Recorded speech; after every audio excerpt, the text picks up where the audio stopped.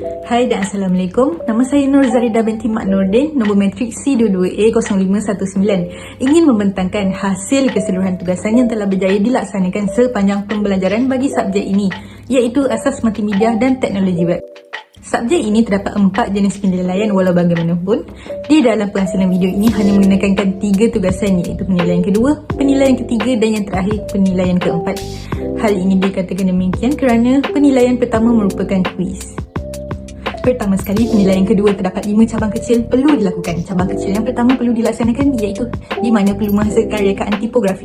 Kami perlu menggunakan 2 elemen dalam menjayakan tugasan ini. Antara elemen yang digunakan adalah gabungan antara teks dan juga gambar. Saya telah memilih makanan sebagai tema untuk menghasilkan tugasan, iaitu seperti coklat, aiskrim, kari pap dan buah salak. Walau bagaimanapun, hasil akhir bagi tugasan ini saya memilih elemen gambar tiramisu dan juga menggunakan perkataan tiramisu sebagai karya akhir. Saya menggunakan Adobe Photoshop untuk menghasilkannya. Cabang kecil kedua dalam penilaian kedua merupakan penghasilan grafik. Kami diminta membuat sebuah grafik dengan menggunakan sekurang-kurangnya 2 elemen gambar. Untuk penghasilan grafik ini, saya turut memilih tema makanan sebagai peranan utama. Saya memilih biskut sebagai subjek utama dan beberapa elemen gambar yang lain untuk menonjolkan lagi subjek utama. Sebagai contohnya, saya telah menambah elemen coklat chip, serpihan coklat dan lain-lain. Saya turut menggunakan Adobe Photoshop untuk menghasilkannya. Seterusnya merupakan penghasilan animasi, iaitu membuat animasi GIF dengan perlu meletakkan sekurang-kurangnya 1 prinsip animasi. Jadi saya memilih panda menjadi subjek utama. Panda tersebut melompat untuk mengelak daripada terkena lupa air dan juga hujan. Bagi penghasilan karya ini, saya memilih menggunakan aplikasi Canva. Kemudian, kami diminta membuat video bertemakan iklan secara bebas.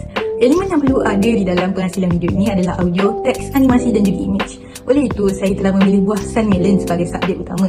Hal ini disebabkan tugas saya yang turut terlibat dalam program IPR dan turut perlu mengiklankan program mereka kepada lebih ramai orang. Jadi saya memilih menggunakan peluang yang ada untuk mengiklankan juga program tersebut supaya lebih ramai orang mengetahui program yang dilaksanakan kerajaan berlangsung dengan jayanya. Akhir sekali, bagi cabang kecil dalam penilaian kedua adalah laporan bagi keseluruhan tugasan tersebut. Penilaian ketiga pula, kami diminta membangunkan sebuah laman web.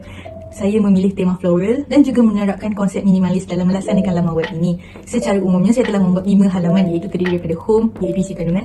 Bab ni menceritakan serba sedikit mengenai diri saya. Ketiga merupakan portfolio. Hal ini sebabkan halaman portfolio saya telah meletakkan tugasan penilaian kedua saya. Kemudian pada halaman keempat adalah file, di mana laporan tugasan artikel dan juga poster berada di situ. Halaman yang terakhir adalah kontak. Halaman tersebut ialah halaman yang memudahkan audiens atau orang luar untuk mudah berhubung dengan owner website tersebut. Jadi bagi penghasilan website ini, saya telah menggunakan platform Wix. Penilaian yang terakhir, iaitu penilaian keempat, kami perlu menghasilkan poster mengenai awareness atau advertising. Namun begitu, saya telah membuat 2 poster, iaitu pertama sekali mengenai World Chocolate Day. Hal ini bagi memberikan kesedaran mengenai coklat yang mampu boost our happy immune, give more energy and happy life jika mengambil coklat dengan bijak. Manakala poster yang kedua turut merupakan poster pilihan utama saya, iaitu mengenai climate change atau perubahan iklim. Hal ini disebabkan perubahan iklim yang pada masa kini semakin di luar jangka oleh sebab manusia sendiri telah merosakkan alam hingga memberikan akibat yang buruk. Perlu diberikan kesedaran yang tinggi. Jadi poster tersebut telah mengetengahkan apa itu climate change, antara faktor perubahan iklim dan juga langkah mengatasinya. Malah terdapat juga kerajaan yang berperanan penting dalam menjaga mengenai isu ini. Telah diletakkan pada poster tersebut, iaitu Kementerian Sumber Asli, Alam Sekitar dan Perubahan Iklim. Dalam penghasilan kedua poster tersebut, saya telah menggunakan platform aplikasi Canva.